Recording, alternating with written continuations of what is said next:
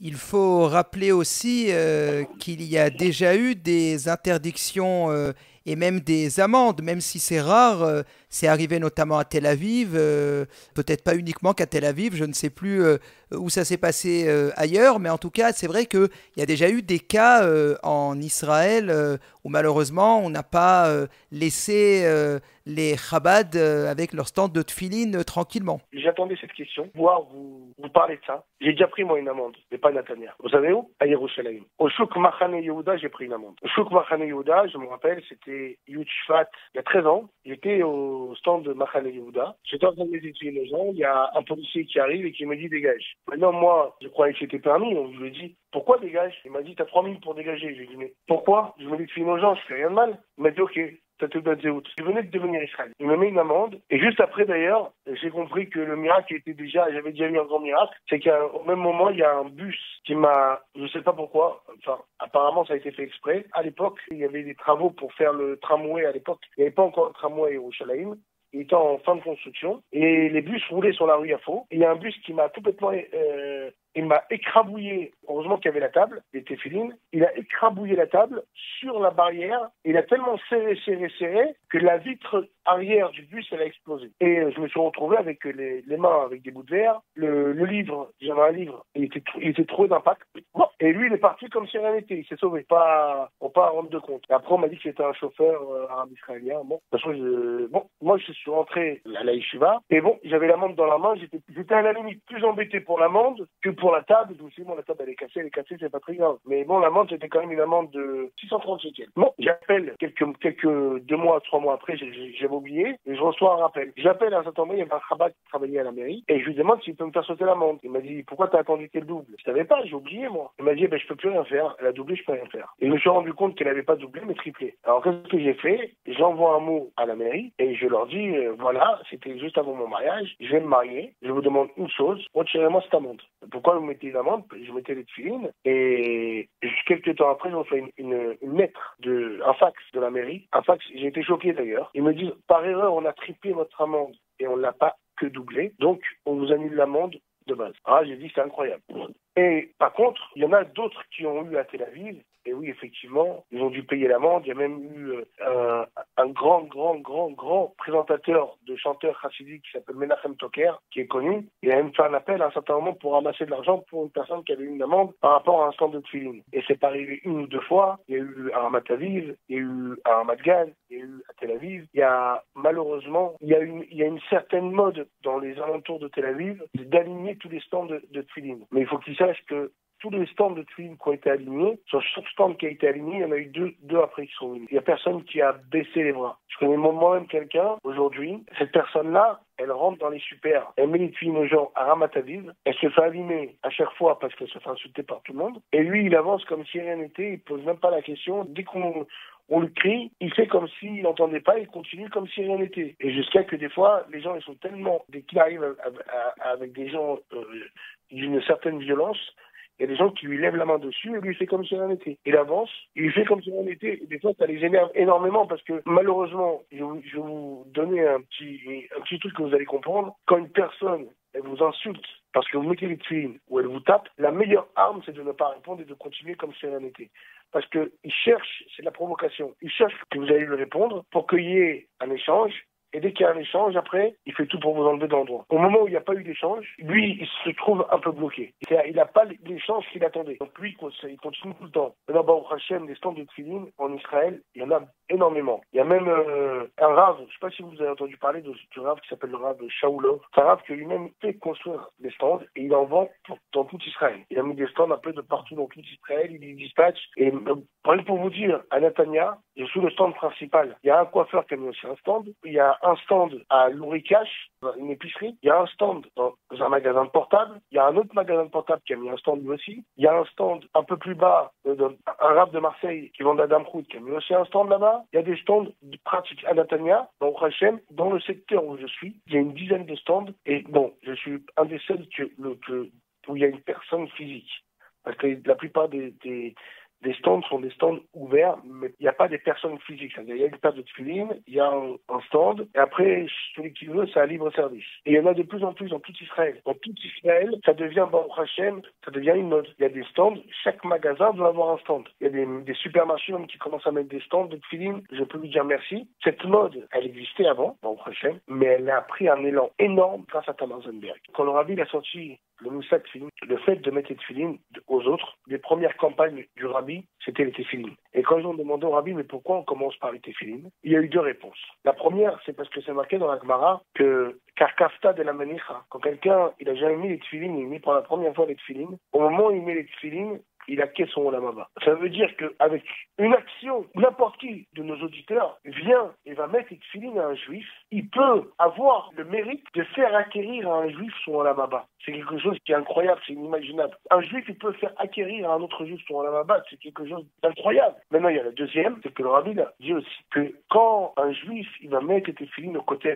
et qu'un autre juif qui se trouve de l'autre côté du monde, il va voir que ce juif, il a mis les tefilin au côté, il va faire tchouva. Pourquoi? Parce que les tefilin, c'est une arme secrète. On a une arme qui est plus haute que tout, comme le tefilin. Pourquoi? Parce que, comme je vous l'ai dit, quand on met les tefilin, on bénit Dieu, et Rabbi Eliezer, dans le Pirkei de Rabbi Eliezer, là-bas, c'est marqué que quand nous met les tefilin, si on peut dire, le bon Dieu met les tefilin. Et dans nos tefilin, il y a marqué Shema Israël, Hashem Elokeinu, Hashem Echad. Mais dans les tefilin du bon Dieu, il y a marqué Mi Ke'amcha Israël, Goy Echad Ba'aretz. Ça veut dire le bon Dieu, à chaque fois que nous met les tefilin, il est en train de dire des louanges sur le peuple juif. Sans compter qu'il y a 3 mitzvot qui sont des signes entre nous et le bon Dieu. C'est marqué que Knesset Israël et le bon Dieu, c'est comme un homme et une femme. Ça veut dire que c'est spirituel, on parle de spirituel. Mais il y a 3 choses. Quand un homme il se marie avec une femme, il doit donner une bague, il doit donner un acte de mariage et il doit aller avec sa femme. Avec le bon Dieu, les Avdil, si on peut dire, quand il y a un mariage entre le peuple juif et le Knesset Israël, il y a les trois signes.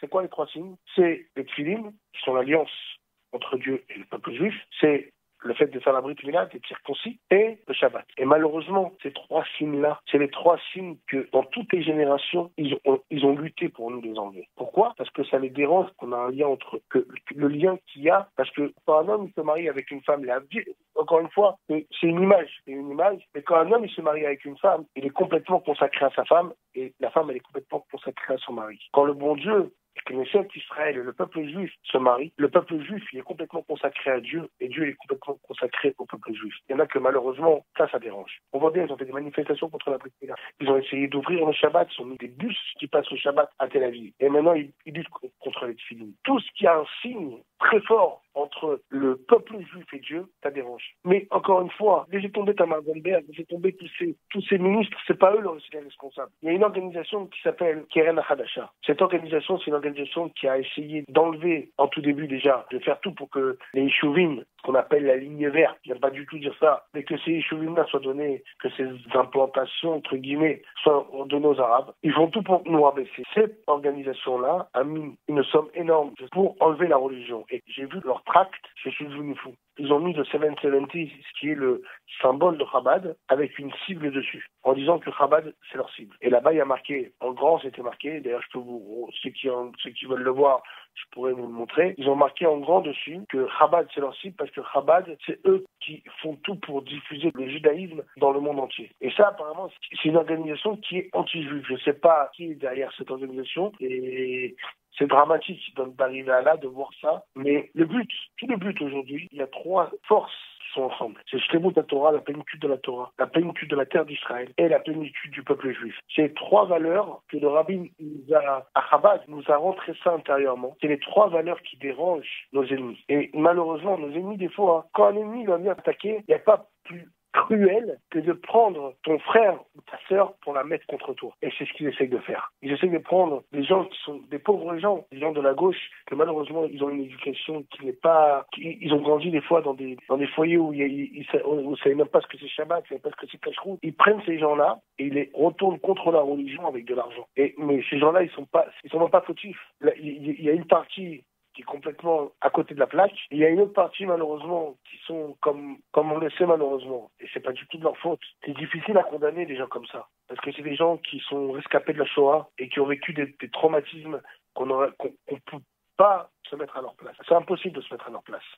Mais on voit bien quand même que même dans ces traumatismes, il y en a qui prennent le bon côté, il y en a qui prennent le mauvais côté. Mais ils prennent le mauvais côté pas parce qu'ils veulent prendre le mauvais côté, parce qu'ils ont attrapé le mauvais côté. Une question aussi qu'on se pose avec ce que vous racontez, est-ce que les stands de tefillin sont autorisés? Par exemple, est-ce que vous faites une demande à la mairie avant de vous installer? Comment ça fonctionne? Parce que on se dit que si vous avez des amendes, c'est que peut-être il n'y a pas d'autorisation, sinon normalement ça devrait se passer correctement. Alors les stands de tefillin, il y a deux possibilités. Soit il y a un accord de la mairie, moi par exemple il y a un accord de la mairie, soit c'est un accord avec un magasin. Ça veut dire par exemple, il y a des supermarchés, des petits magasins, des pizzas, des coiffeurs, ils mettent le stand à l'entrée de leur magasin, proche de la vitrine, et ça dépasse pas énormément, et donc ils n'ont pas de problème. Ils peuvent mettre le stand. Il y en a plein qui font ça. Ils n'ont pas de problème. Et après, il y a deux possibilités encore. C'est que par exemple les contrôleurs, il y a un contact entre le chaliar Chabad de l'endroit et les contrôleurs de la mairie. Et les contrôleurs de la mairie, ils viennent, ils prennent la défense, ils sont là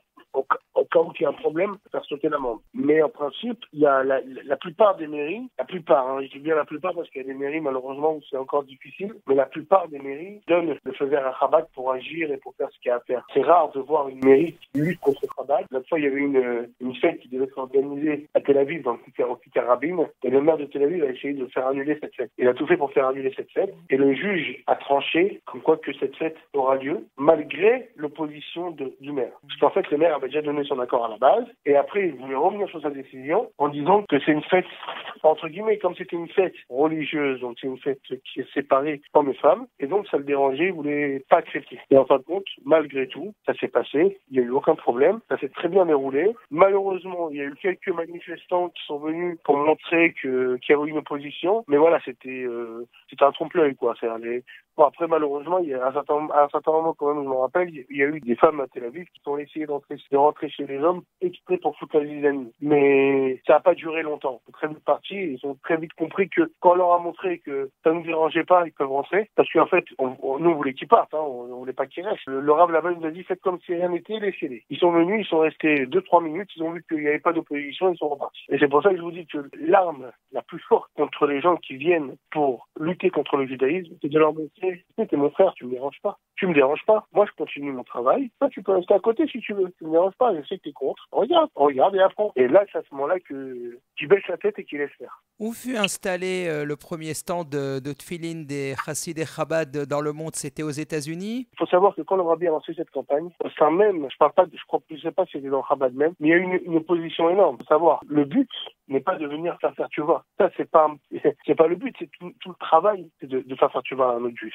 Mais le but, en soi-même, quand je viens mettre cette tefillin à un juif, c'est de le relier avec Dieu. Moi, j'ai la tâche avec Dieu, je le relie à Dieu, et après, je laisse Dieu faire son travail. C'est Dieu qui va le faire tchouva. Moi, seulement, je m'occupe de faire le système qu'il y a de lui mettre cette tefillin. Et on voit, bon, Hachem, je vais vous raconter encore une histoire qui m'est arrivée. D'ailleurs, une histoire qui m'a beaucoup touché. Et je mettais les tefillin tout le temps au centre. Donc, Hachem, il y a 4 ans, quand ma femme, elle a accouché de mon 4e enfant dans Hachem, et j'en ai eu 2 autres, bon, Hachem, jusqu'à maintenant. Et j'ai un garçon, et je ne pouvais pas ouvrir le stand. Donc, j'ai pas ouvert le stand. Et il y a quelqu'un qui était très embêté, qui est venu mettre des tefillin et qui a vu que j'étais pas là. Et il m'a dit, dis-moi, c'est fou, tu m'as laissé sans mettre des tefillin. À cause de toi, hier, j'ai pas mis les tefillin. À la fin, j'ai compris qu'il avait mis, mais un peu plus tard. Et il m'a dit, mais pourquoi tu t'as fait ça? Je lui ai dit, je suis désolé, mon frère. Ma femme était en train d'accoucher, c'est pas que j'étais contre toi, mais j'étais obligé d'être avec ma femme. Et ce père a décidé d'acheter sa propre paire de tefillin, et il a commencé à les mettre, non seulement lui, quand il va à la base, parce que c'est un soldat, et il a commencé à les mettre du train, quand il allait de Netanya à Haïfa, il est proposé aux voyageurs de mettre cette tefillin avec lui. Et ce type-là, un jour, il arrive à la base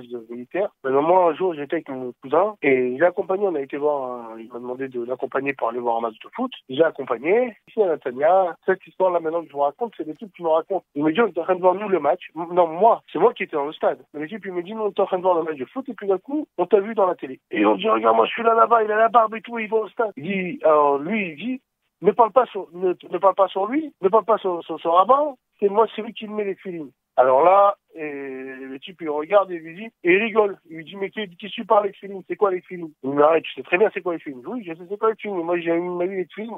Ça me fait rire quand tu parles de tefillin. Et non, ça c'était le soir, le lendemain matin, c'est tout le temps le soldat qui me raconte, il me dit, il cherche cette filine. Il cherche cette filine, et il ne retrouve pas. Il a mis cette filine dans son tiroir à la base, il ne retrouve pas. Il rentre dans la chambre à côté, il voit le soldat qui s'était moqué la veille et qui n'avait jamais mis les filines, en train de les mettre. Et il lui dit, pourquoi tu les as pas? Il me dit, tu m'as dit que tu les mets jamais. Il dit, oui, j'ai jamais mis. Mais comme hier, je me suis moqué des tefilines, je me suis moqué des gens qui mettaient les tefilines, j'ai pas pu, j'étais obligé de les mettre. Et depuis ce jour-là, ce soldat-là met les tefilines tous les jours. Et ça, c'est des belles histoires et j'imagine qu'il y en a encore plusieurs. Il faut rappeler aussi que les stands de tefilines ou bien les endroits un peu originaux où il y a eu les tefilines, on peut, puisqu'on est en France, à la radio, on peut raconter par exemple la Coupe du Monde en 1998 à la Plaine Saint-Denis, dans le Stade de France, où les Bet Rabad étaient présents pour mettre les tefilines. C'est un exemple, mais il y a eu... C'est marrant que vous parlez de ça, parce que mon père aussi met les tefilines aux gens. Et pendant la Coupe du Monde, de 98 justement, il y avait le match France-Brésil.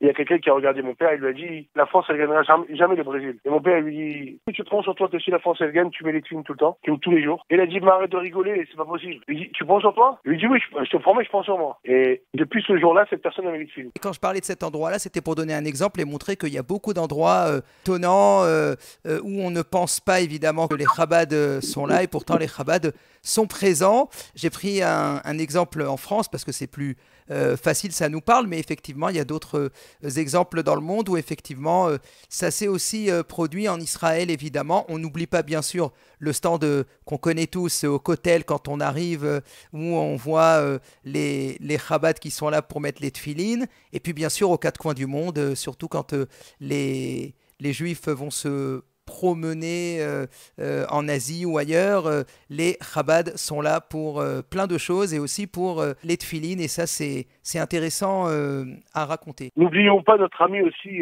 Yoni, que malgré qu'il est chanteur, Yoni Shlomo, il est chanteur malgré tout. Tous les jours, il est au stand de tefilines à l'aéroport et là-bas, c'est sans arrêt, il y a des gens pour mettre des tefilines. Surtout en ce moment, surtout dans cette période-là, il raconte lui-même que le chiffre a doublé. Et ce qu'il faut rappeler, c'est aussi la beauté d'Israël, c'est qu'il y a un stand de tefilines à l'aéroport. C'est pas le cas évidemment dans tous les pays du monde, mais en Israël particulièrement, il y a un stand de tefilines pour ceux qui voyagent ou ceux qui travaillent à l'aéroport, qui ont la possibilité de mettre leur tefilines. Et on voit d'ailleurs beaucoup de personnalités, des chanteurs, des artistes qui ne mettent pas les tefilines forcément tout le temps et qui là vont venir à l'aéroport et avant de voyager, peut-être en quelque sorte pour faire une tefila et espérer avoir une bracha d'Hachem pour que le voyage se passe bien. En tout cas, voilà, ils viennent mettre les tefilines et ça c'est important aussi de le noter. Puisque vous mettez les tefilines en fait à tous ceux qui passent, vous leur demandez, vous ne demandez pas forcément de pièce d'identité, vous n'avez pas le droit non plus, donc comment ça se passe pour ne pas se tromper sur l'âge d'un garçon, puisqu'on rappelle qu'on met les tefilines à partir de l'âge de 13 ans, et pour être sûr que la personne est bien juive, notamment quand on sait par exemple qu'en Israël, il y a beaucoup de touristes aussi qui peuvent ne pas être juifs, il y a des Russes, il y a plein d'autres populations. Alors, je vais vous dire quelque chose. Donc, parce que cette question, je suis très, très contente que vous me la posez, parce que ça m'est déjà arrivé de me tromper. Je vais pas me mentir. Ça m'est déjà arrivé une fois, j'étais à Tel Aviv, et dans la station de train, et je sais pas pourquoi, il y a un arabe qui arrive comme ça et qui me tend son bras. Et là, je lui mets les tefilines, mais il s'est passé quelque chose, et je m'en rappellerai toute ma vie. J'ai jamais vu ça de ma vie, une chose pareille. Et je commence à lui mettre, il s'est mis à hurler et à se plier de douleur. Il dit, qu'est-ce qui se passe? Il m'a dit, Hashmal. Il m'a dit, je commence à recevoir à prendre des coups de jus dans mon corps. J'étais moi-même choqué, j'ai jamais compris. Jusqu'à aujourd'hui, pour moi, c'est un mystère. J'ai jamais compris comment, à ce point-là, une personne qui vient mettre ses films et qui n'est pas juive peut prendre un coup de jus. J'ai été choqué. Maintenant, j'ai une autre histoire aussi. C'est qu'une fois, ça fait pas si longtemps que ça, hein. C'est justement le dernier scandale qu'il y a eu sur le film, c'est quand elle a proposé cette loi avant de la renouveler maintenant. Il y a un arabe qui est venu qui me propose que je mette les tefilines. Et là, je le regarde, je lui dis, mais je peux pas mettre. Je lui dis, alors, il me regarde, il me dit, non, je suis pas juif, mais j'ai envie de me convertir. Et je le regarde comme ça, je lui dis, oh, mais t'es pas converti, tu peux pas les mettre. Et là, je le regarde, je sais pas pourquoi, et j'ai eu un déclic. Je lui dis, dis-moi, une question. Ta mère, elle est juive? Il m'a dit, oui, mais mon père, il est pas juif, donc je suis pas juif. Je dis, quoi? Il m'a dit, ma mère, elle est juive, mais mon père, il est pas juif, mon père, il est arabe, donc je suis arabe. Et là, je lui ai mis les tefilines pour la première fois de sa vie. Il savait même pas qu'il était juif. Et ça, c'est pas une ou deux fois que ça arrive. J'en ai déjà eu plusieurs fois, ça m'est arrivé. Une fois, c'était aussi avec un Russe qui savait pas qu'il était juif. Une fois, ça m'est arrivé avec quelqu'un. Il est venu, il m'a dit, ma mère, elle est juive. Il est venu, il s'est mis à pleurer comme un bébé. Et au Hachem, on voit des choses, c'était incroyable ce qu'on voit. Maintenant, qu'il y ait une erreur, je vais vous dire quelque chose. Une erreur peut arriver. Une erreur peut arriver. Mais une erreur n'est pas dramatique pour le juif qui va lui mettre, mais elle est dramatique pour la personne qui l'a mise. C'est pour ça que la personne n'a aucun but de mentir. Enfin, j'espère qu'elle le sait. La personne quand même qui est en face, après ce qui est marqué, un goy qui met les tefilines, il est coupable de mort. Il y a trois trucs, il y a trois signes. Il y a trois mitzvot qu'un goy, s'il les fait, c'est problématique. C'est les tefilines, le Shabbat et la Brit Mila tel qu'on l'a fait nous. Bravo à tous les Chabad dans le monde pour les Miftsaïm, pour les stands de tefilines, pour les Baté Chabad, aux quatre coins du monde. Et puis souvent, on remarque que même ceux qui ne font rien en Israël, qui ne se rapprochent pas d'une synagogue, d'un Bet Chabad, de quoi que ce soit, et bien quand ils sont à l'autre bout du monde, lorsqu'ils sont en déplacement professionnel ou de vacances, et bien ils vont rentrer dans un Bet Chabad. Et c'est là le travail, c'est vous êtes finalement en quelque sorte les ambassadeurs du judaïsme. S'il y a des ambassades d'Israël aux quatre coins du monde, ben, il y a aussi vous, parce que finalement beaucoup d'Israéliens vont peut-être aller à l'ambassade s'ils ont besoin de papiers ou de documents, mais ils vont surtout aller dans un Bet Chabad parce qu'ils ont envie de se retrouver avec des juifs, de rencontrer d'autres juifs, de manger kasher, de manger leur repas de Shabbat, d'avoir quelques repères, et ça c'est uniquement chez vous qu'on les obtient. Voilà, donc ça c'est très beau, et pour ça on doit vous dire un grand merci, et merci beaucoup d'avoir répondu à mes questions, et Chazak aussi pour cette belle mitzvah que vous faites mériter chaque jour à beaucoup de personnes qui ont du mérite de faire cette mitzvah grâce à vous. Et ce mérite vous revient évidemment avant tout, et au Rabbi de Lubavitch évidemment aussi. Merci beaucoup et à très bientôt avec grand plaisir. Merci beaucoup, et que de bonnes nouvelles.